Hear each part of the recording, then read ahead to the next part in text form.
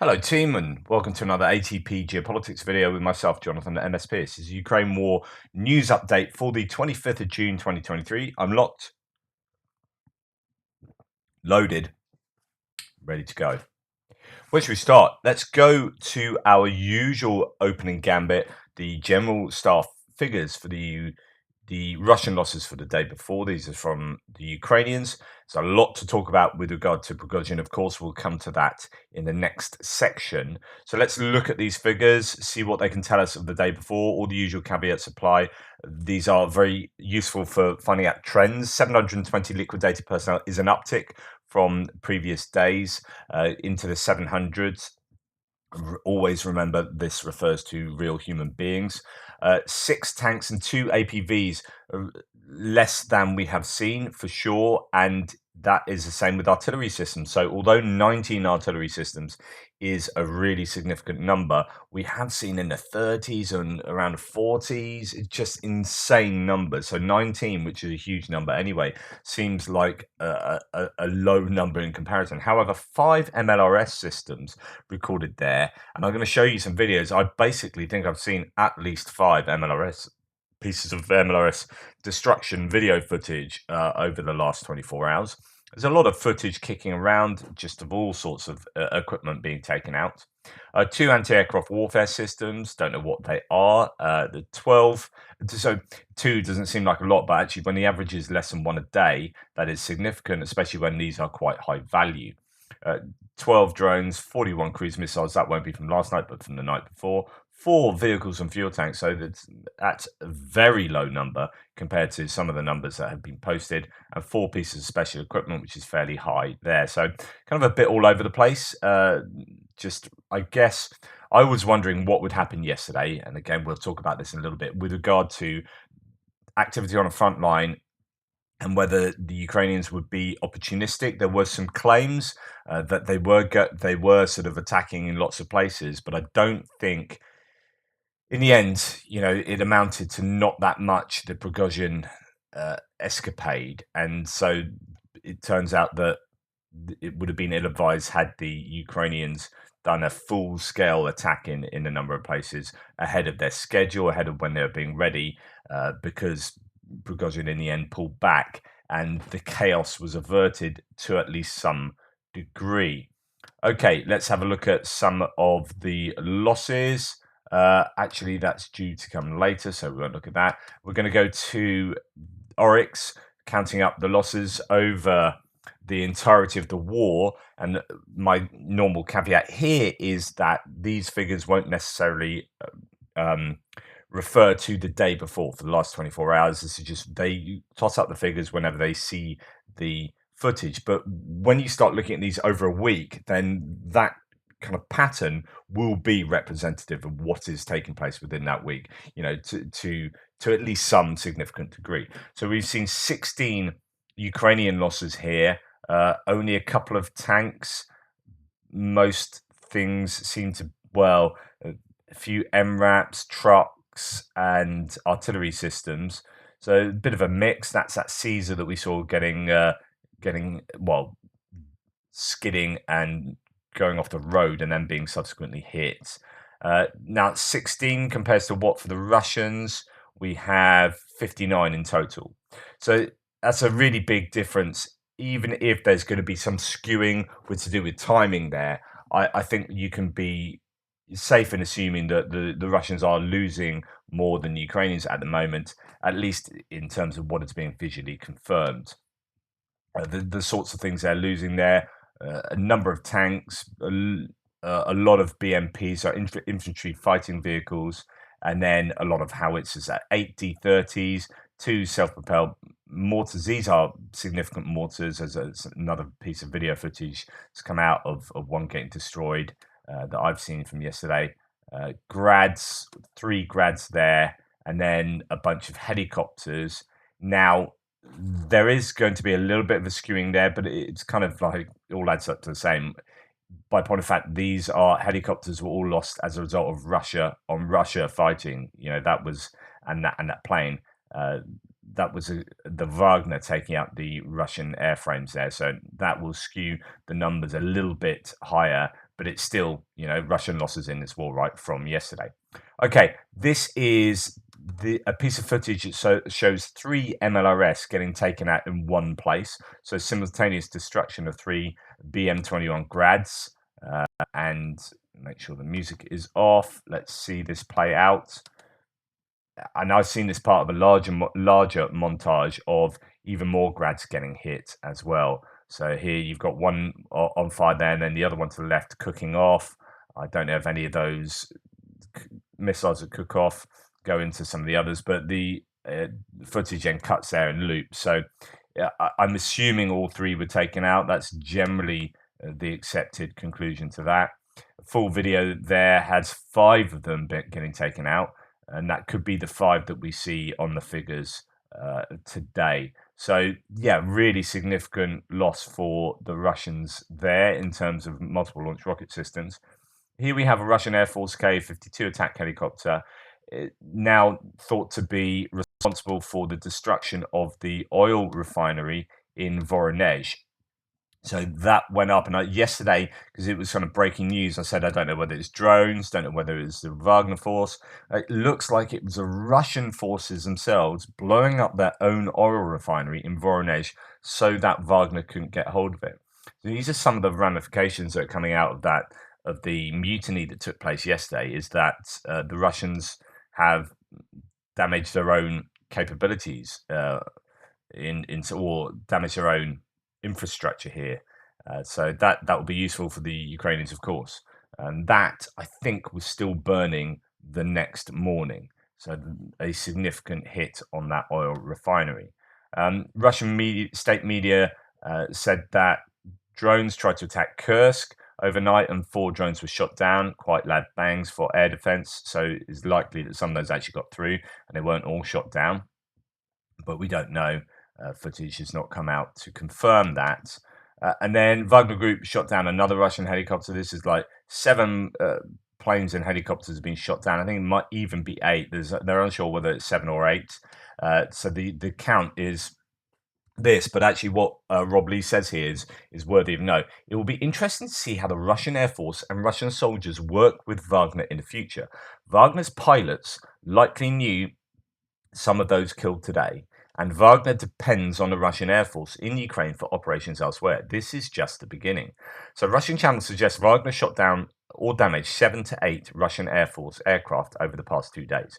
3 Mi-8 TPR, so those are electronic warfare helicopters that are fairly high value, right? So they fly around jamming opposition stuff. 1 Mi-8, 1 Ka-52, 1 Mi-35, 1 Mi-28, and 1 IL-18, or it's actually an IL-22, which is a sort of a plane that is not an attack plane. I think it had 10 people on board, and it does, I don't know whether it's electronic warfare stuff or command and control or funky things like that, and that was quite a significant loss. We'll come on to that loss in a second. What is significant here is that that's a lot of aircraft the Russians lost. That could be the heaviest day of the war. And it was, blue on blue, technically, or some kind of mutiny that results in that. Really staggering. Now, Wagner have agreed to pay, or Prigozhin's agreed to pay 50 million rubles, I think it is, to the families of each of the crew lost here. There's a significant number of crew lost. And again, it's not just losing the airframes that's a problem for Russia, it's losing the crew and the expertise of training. You can't just replace those people like that. It's not like mobilized soldiers. Here's it, AK-45, go and shoot it at those people. It's, they're years of training it takes to get these guys to where they were. So this is a really significant loss. And this is just one, I think, Russian message. According to updated Wagner data, not an IL-18 but an IL-22 was shot down near Voronezh. There were 10 people on board. When Prigozhin was already asked at the headquarters of the Southern Military District why, because this plane does not strike but performs other functions, he said, and the fool Vozhnik in the column shot down everything that took off. In other words, they were just kind of trigger happy and shooting anything in the sky, the Wagner then. Prigozhin agreed to pay 50 million in compensation to the families of the dead pilots. I have no words. There were a number of pilots lost. I think I saw before, I think the claims of 10 people being on board, I think I saw 13 pilots and aircrew. So it's probably considerably more than that. We're talking, I don't know what the expertise of those on board there were, but that's probably about 23, 25 people lost in those exchanges. And that's really significant for the Russians. Okay, let's go on to talk about this mutiny. And I call it a mutiny because that seems to be what people are claiming it more likely was. Technically, I mean, it's a word, who cares? In a sense, I think it kind of became a coup when the Wagner telegram repudiated Putin's speech and said, there'll be a new president. As soon as they said that, I think it kind of becomes a coup, but whatever. Some grade A Ukrainian trolling. What I love about the Ukrainians, one of the things I love about their defense of Ukraine is the way they are willing to kind of tongue in cheek, but it's with a bit of an acerbic wit. Their willingness to just have a right old go at the Russians to leave you with a smile on your face. Here's certificate of appreciation from Budanov. So he's the intelligence head of the Ukrainian intelligence, to Prigozhin for his efforts and collaboration with the HUR, winky emoji, I think. So I don't know how genuine this is, whether they did actually do this or whether someone's mocked this up, but this is brilliant. Which is, we've awarded this certificate to Prigozhin for doing the most work for the Ukrainian intelligence. Well done. Thank you for all of your hard work over the last couple of days for furthering the Ukrainian war effort. And then we have Magyar. So here's your man who's got the Eagles unit. He has all those drones. It's just brilliant trolling again, where he's got popcorn and he's just watching all the news happening on his tablet. Absolutely brilliant. He's got popcorn in these munitions. This is fabulous. I mean, you got to love some. This is good trolling here, right? Love it. So well done to these guys. And there's more of that. There's 2 minutes of that trolling of eating popcorn, and then shh. So who knows what's coming next, right? Okay. On the Wagner thing, I'm going to do quite a bit of analysis now rather than news, just because it's the kind of time for that. But as this was happening, you did hear that they were pulling soldiers out of Mali, they were pulling soldiers from here, there, and everywhere. And Uganda then announced that they were willing to send soldiers to Moscow to defend Putin if need be, and said the president's son. So you had Wagner have got their fingers in a lot of African pies, saying, yeah, we're going to pull some of our troops from places where they're fighting there. But at the same time, this particular nation saying, actually, we're going to send soldiers to defend Russia over Wagner. Just really interesting dynamics going on there. I don't know what that says, but yeah, they obviously didn't need those Ugandan soldiers in the end. So what really happened? Well, we know I did that live yesterday, and not long after my live finished, a few hours later, Prigozhin did an about turn, and it turns out that there was a deal that was brokered by Lukashenko, and this Lukashenko said, "Look, I'm the man for this because I've been friends with both of them for 20 years."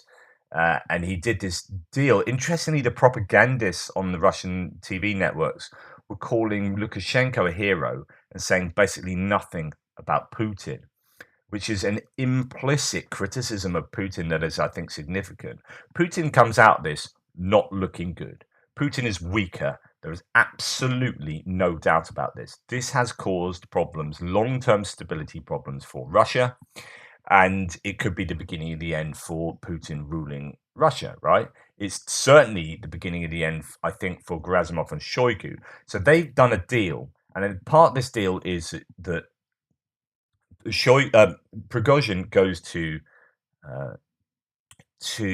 Belarus, and his soldiers can sign contracts with the Russian MOD, and they're kind of excused. It's all kind of bizarre. But also, Putin is meeting today with his defense MOD sort of head honchos, and you can imagine that Shoigu and Gerasimov might be on the way. You might see Surovikin or someone come in to replace them. So I think, in a sense, both people are getting what they want. Now, my analysis, and we're going to listen to lots of people, I'll read you lots of analyses of other people, But my analysis is this. It's kind of game theory. It's kind of like just psychology, right? Imagine you are Putin. Sorry, imagine you're Prigozhin going towards Moscow. It is do or die, right? If you fail in your attempted coup or mutiny or whatever you want to call it, if you fail, you are dead or you're in prison for the rest of your life. But essentially, it's a real existential, uh, you know, decision. This, like, if I do this, I've got to go all in, and if it fails, I die. That's why I've got to go all in. I've got to give everything to this. So he's going towards Moscow thinking, "Oh, this is super risky. Like, it may well fail. I mean, it's a high risk move because it depends on people in Moscow turning to your favor. It depends on all sorts of things falling into place and the Russian military not standing up for Putin. And I'm going to rush to Moscow with 25,000 people, which is not a lot. Yes, I'll be picking people up on the way, but that's not guaranteed. So there's an awful lot of unknowns there. So if you're Prigozhin, you're going to be thinking, right, there is actually quite a significant chance that I'm going to die soon. So that is part of my calculation. So then you're looking at Putin, and Putin's looking at Prigozhin coming towards Moscow and thinking, right, there's a significant chance that those guys might succeed. I'm flying off to St. Petersburg. All the oligarchs have done a runner. Lots of my head guys have flown off to St. Petersburg as well. So things aren't going well. I'm hearing that in Voronezh, people are, siding with Wagner or not resisting them. They're picking up troops. Turns out in Rostov-on-Don, people are like cheering for Wagner. Okay, there's a really strong chance that I might die in the next few days, weeks, so on, or end up in prison for the rest of my life. So Putin is thinking the same with Prigozhin. You've got these two people going, this is really risky. We could both die. Right. Let's do something that is mutually acceptable for both of us. Let's both of us kind of step down because stepping up really risks the decision maker's life there. So actually, it's kind of the most cautious approach is the one that is most likely to leave myself alive and actually, by extension, both of us alive. So actually, if they then go, right, let's do a deal. Okay, I know that you're trying to do a coup, and I hate you for this, and you're horrible, Prigozhin, and like you were useful, and now you suck. However, what do you want? And I'll give it to you. And Prigozhin's saying, hey, Putin, I think the MOD sucks, and by extension, you suck. What do I want? Right?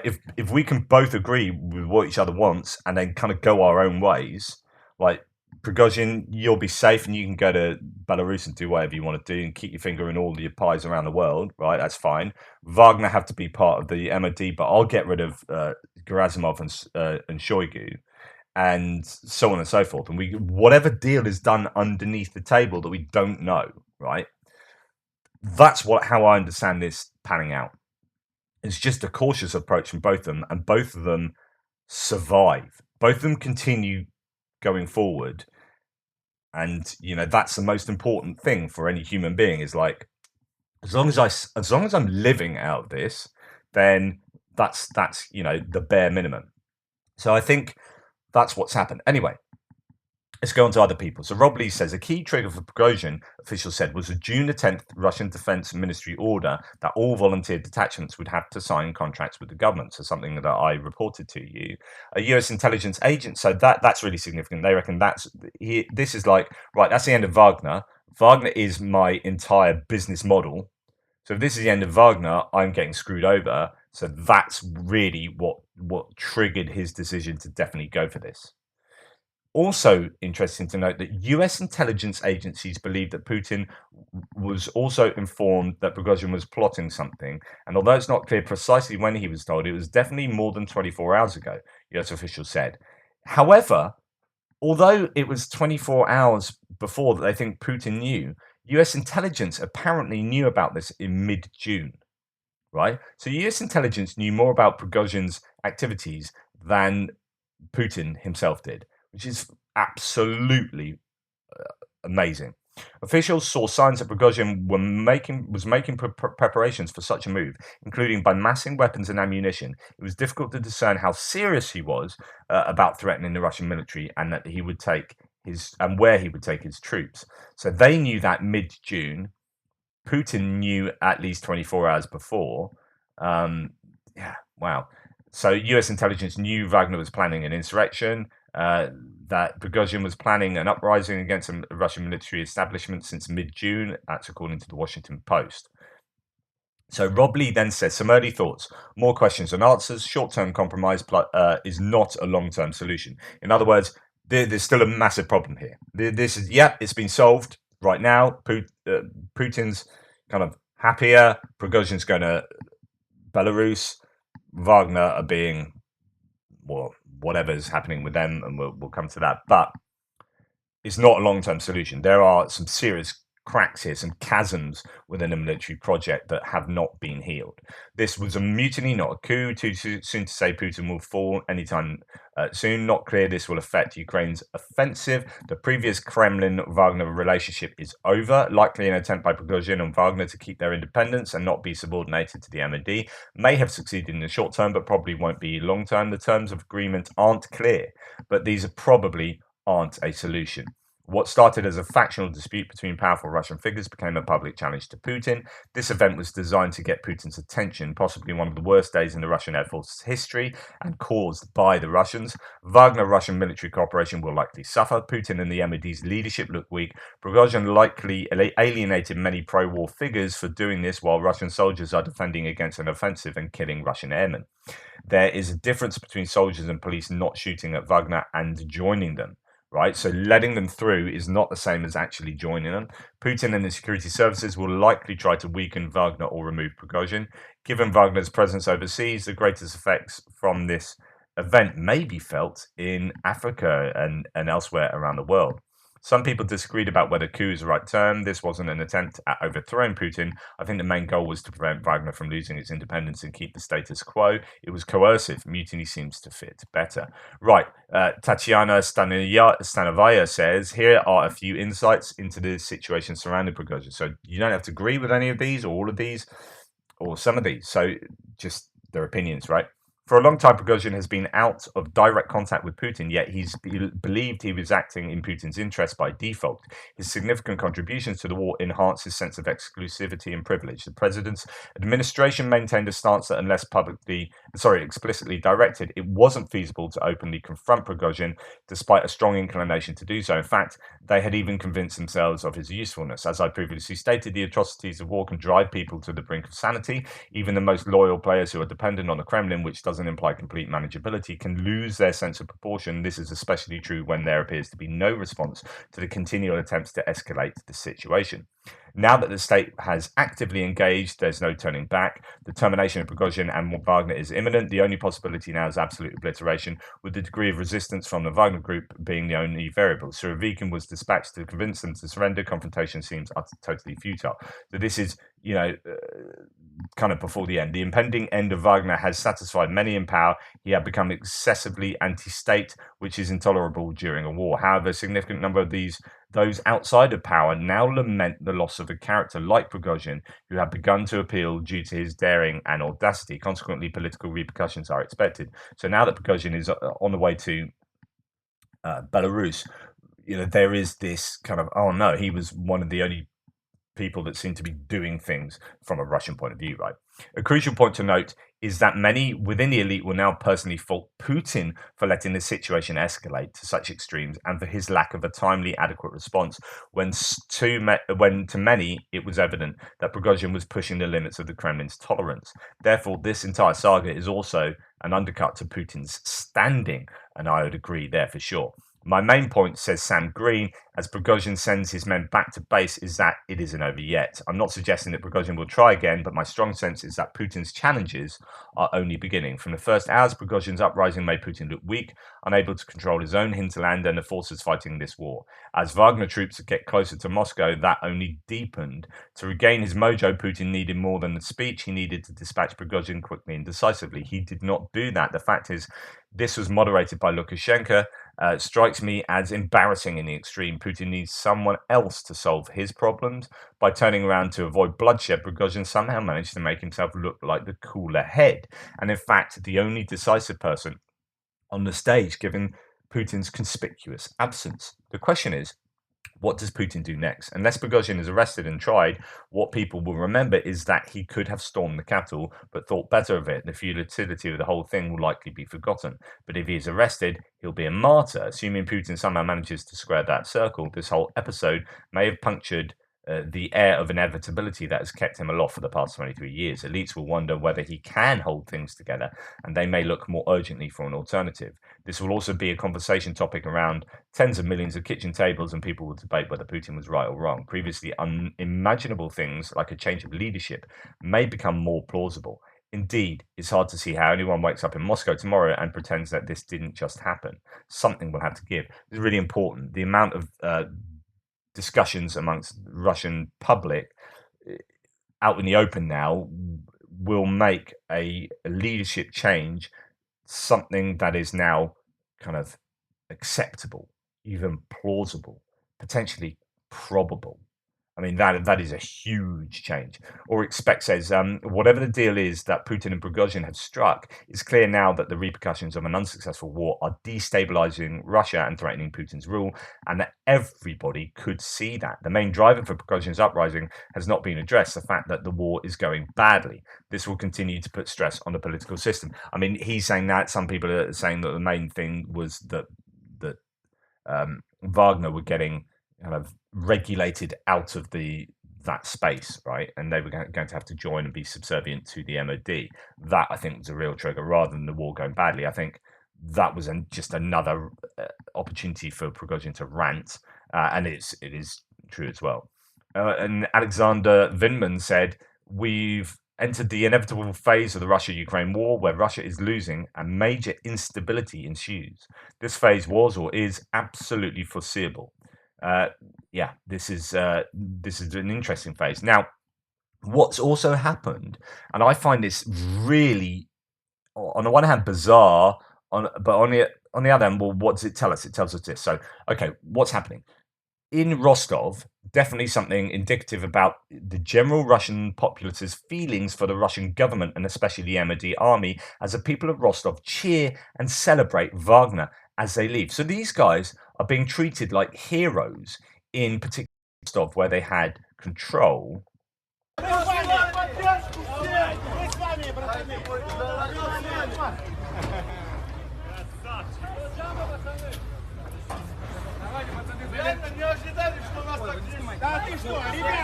So as they're leaving on buses, you've got people crowding around them, loads of people taking mobile phone footage, and then being treated as kind of heroes. They're shaking their hands, and then we've got other imagery of them being treated really well. Wagner Fest. The streets of Rostov-on-Don were filled with joyous and celebratory atmosphere, writes a local Telegram channel, Block Not Rostov.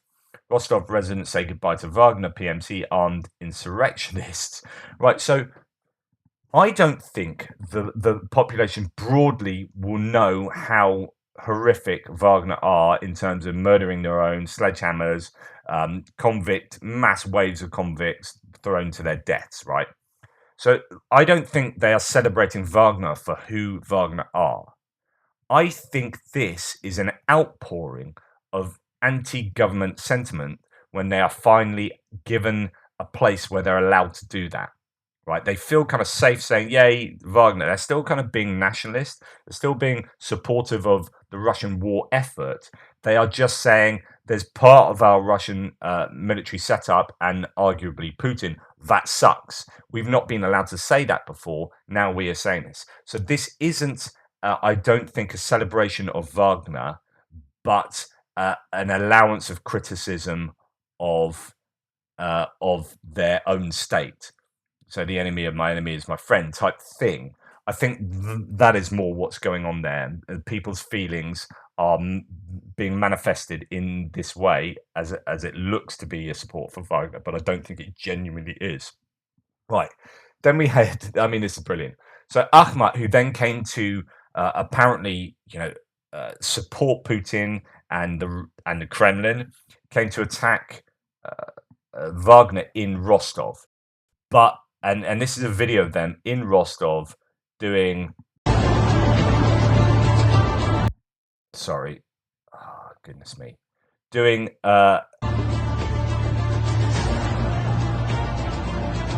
Actually, it's mainly music, so you don't need to hear that. This is them doing kind of TikTok stuff, walking around with big beards and guns, looking beardy gunny. And that's what the Akhmat do particularly well. So this looks good. They've got a nice clean uniform on. They look all kitted out. They look all the business. And he's got an RPG, and they're basically looking for Wagner. Wagner have gone, right? These guys didn't turn up on time because they got stuck in 2 traffic jams going into Rostov. Literally, there was video footage of them stuck in traffic jams. Just typical. And they arrive late and try and look cool and release a video of how cool they are, stacked up with all the gear, no idea. Yeah, I don't. Yeah, there you go. Akhmat. Right now, you're having people like here in this case, a former colonel, Air Force colonel.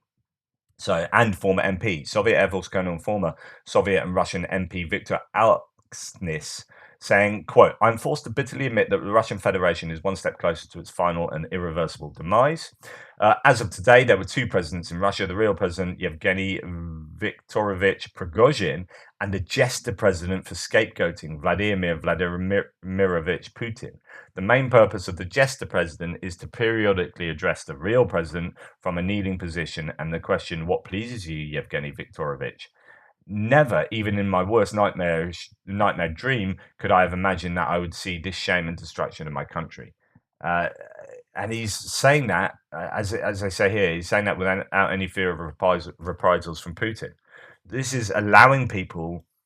Well, this is what some people think. This has really made Putin look weak, but also it's allowed people to come out and say these things.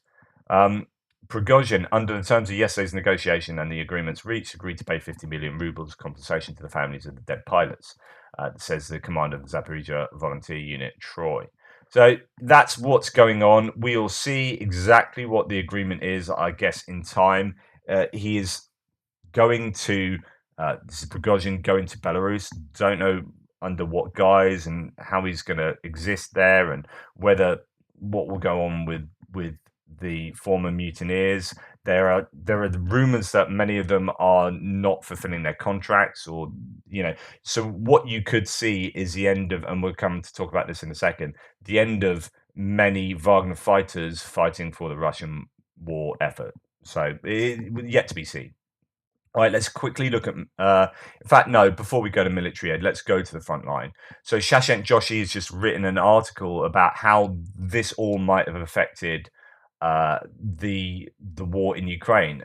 And he says, even if Russian commanders return to their posts, we argue the mutiny will have a lasting imprint on the battlefield. The friction within Russia's military leadership was already bad. It's become even worse than ever. And it's worth noting that the impact on the battlefield isn't in terms of immediate loss of frontline personnel, but Wagner numbers are not trivial. So in the article, he says, and this is in The Economist, how the mutiny in Russia will shape the battlefield in Ukraine. Prigozhin's mutiny struck at the heart of the war effort. Rostov-on-Don, the city which his forces seized in the early hours, is a central logistics and command hub for the war, though the main headquarters sits in Novocherkassk, 30 kilometers to the east. It is a key route from the Donetsk into the Donetsk and Luhansk provinces, and a staging post for Russian casualties. Voronezh is similarly important for operations in the northern part of the front. Mr. Prigozhin said he would not impede the war, but his conquest of the Russian army's headquarters in Rostov would have been highly disruptive. Russia's air losses are thought to have included advanced electronic warfare helicopters. Ukrainian forces have decided to go on the attacks. They've taken they've had progress near Donetsk city, taking the village of Staromykhailivka, 14 kilometers to the west of Donetsk. But I don't think they've gone as majorly as I was thinking they might have done in the middle of the Wagner advances. Mr. Prigozhin's retreat appears to have been part of a deal. The Kremlin claims that the Wagner leader will be given safe passage to Belarus. Troops involved in the mutiny given immunity from prosecution, and others permitted to sign formal contracts with the Russian Defense Ministry. But if Wagner forces do return to the field, mistrust between mercenaries and regulars will be worse than ever. If they are sidelined, despite the promise of an amnesty, Russia will lose up to 30,000 soldiers, including a battle-hardened elite of 5,000. They will find it hard to replace them. Some reports suggest that Mr. Putin might also sack Mr. Shoigu, who has served as defense minister for over a decade. And I think Gerasimov is also in the firing line. Moreover, Mr. Prigozhin has also punctured Mr. Putin's rationale for war. In a video posted on the 23rd, and this is two of them, 2 out of the 4 I read to you, and the 2 that I didn't, I was going to, but then the whole Prigozhin thing happened. But basically, Prigozhin rubbished Russian claims that Ukraine had bombed the Donbass region for 8 years, and that Ukraine and NATO intended to attack Russia. Sort of thing you hear from the Russian shills and voices in my threads. Those propagandists spreading that nonsense. Prigozhin said, "No, that's not what's going on. That's not why Russia attacked." The war, he said, was in fact launched for the benefit of Russia's oligarchic elite that might prompt unsettling questions among Russia's rank and file, who, asked John Foreman, British defense attaché to Moscow until recently, quote, would want to fight for a Russian regime which has shown such weakness, declaring a mutiny and then rowing back within the day. Okay, so there might be some long-term effects on the Russian forces going forward. And there were talks yesterday that the armed forces of Ukraine have launched a large-scale counter-offensive. According to Maliar, heavy fighting continues in all directions of the offensive. The enemy is on the defensive, making great efforts to stop our offensive actions. But there's not a great amount of news coming out on the front line. As you can see here, there were claims that in the East, the armed forces of Ukraine launched an offensive in several directions at the same time. Orikova, Vasilivka, Bakhmut, Bodanivka, Yahidny, Klishchivka, Kodiamivka. There is progress in all directions. So that's in the Bakhmut area. Today, the Eastern grouping, that's the one there. All directions at the same time.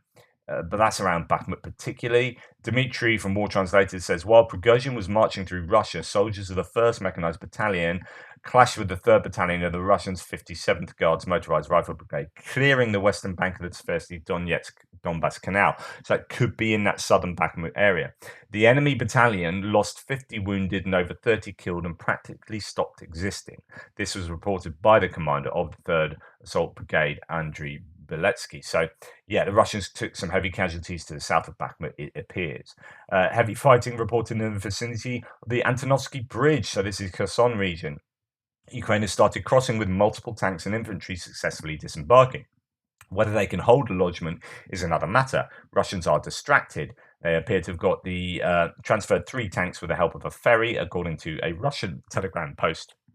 So there could be a foothold on the eastern bank of the Dnipro River.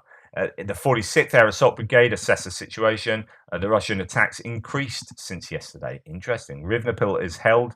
This is in the Velika Novoselka area in the southern southern Donetsk region as it goes on to Zaporizhia. Rivnopil is still held by the Russians. The Ukrainian troops advance on the flanks from Levadne and Storozheve. When Ukrainian breaks into Staromayorsky, Russian forces will have to withdraw from Rivnopil. So that is, again, not too significantly different from previous days in the area. But in that Velika Novoselka area, Russian mill bloggers said Ukrainian units managed to take up new positions near Pryutne and northeast of Rivnopil. Russian troops with artillery support tried to counterattack near Makarivka, Zolota Niva, and on the outskirts of Vuhledar, but with no success. And then finally, confirmation from Rebar here that the Ukrainians had made advances to 1.5 kilometers from Robotyne. This would imply that they've got across the initial trench line, the big trench line north of Robotyne. So that is Rebar confirming what the Ukrainians had claimed the day before and what I reported yesterday.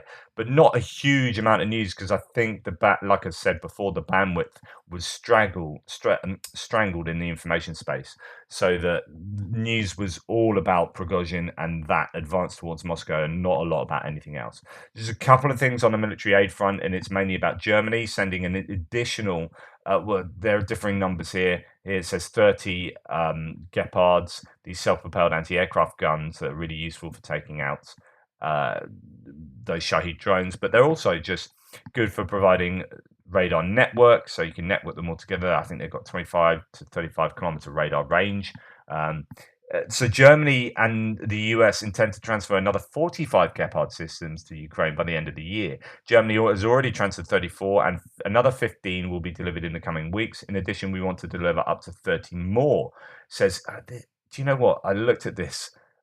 And that uniform, that's obviously the German Air Force uniform. And I thought it was for some film or something from the Second World War.